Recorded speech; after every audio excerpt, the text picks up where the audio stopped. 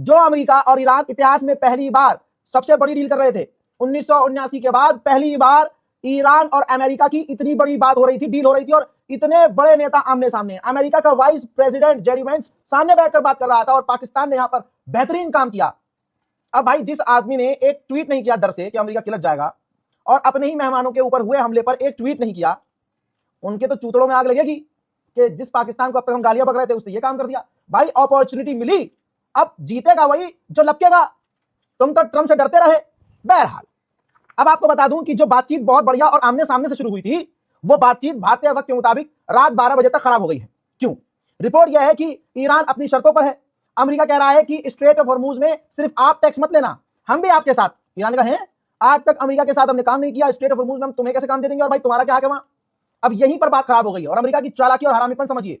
Donald Trump हरामी दुनिया में कह रहा है गुलाबी सुअर कि नहीं स्ट्रेट ऑफ हॉर्मूज पर कोई टैक्स नहीं होगा, खुला चल रहा था बिना टैक्स के, जैसे पहले था वैसे रहेगा, कोई पैसा वैसा नहीं लगेगा। ये दुनिया से कह रहा है गुलाबी सुअर। लेकिन जब ईरान से बात करी जेडी वेंस ने, अमेरिकी डेलीगेशन ने, तो हरामियों ने, गुलाबी सुअरों के झुंड ने शर्त रख दी कि नहीं नहीं पैसा वसूलो, कोई दिक्कत नहीं है, लेकिन हम भी वसूलेंगे साथ में। है ईरान ने मना कर दिया, चलो चल।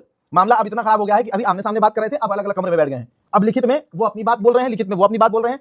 पाकिस्तान बेचारा यहाँ का बयान लेकर वहां जा रहा है, वहां के बयान यहाँ लेके आ रहा है। तो अभी मामला ये है।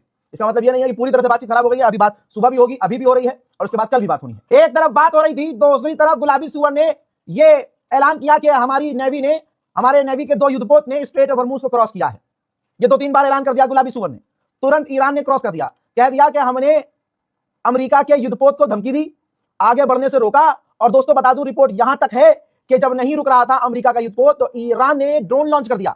जैसे ही ड्रोन को देखा, गड्डी मोड़ ली भाई साहब, अमेरिका का युद्धपोत पूरी तरह से वैसे मैंने शुरुआती वक्त से आपको दिखाया है कि दुश्मन के अखबार क्या कह रहे हैं। अपने अखबार और ईरान के अखबार को तो आप कह देंगे कि भाई ये तो लिख नहीं, दुश्मन का अखबार क्या कह रहा है। मुबारकबाद देने के साथ साथ आपको ये रिपोर्ट दिखा रहा हूं जो टाइम्स ऑफ इजराइल की है, दुश्मन का अखबार है, लिख रहा है कि भले ही ईरान पर बहुत बड़े हमले किए गए, स्ट्राइक की गई, और तमाम स्ट्राइक के बावजूद ईरान कैपेबल है।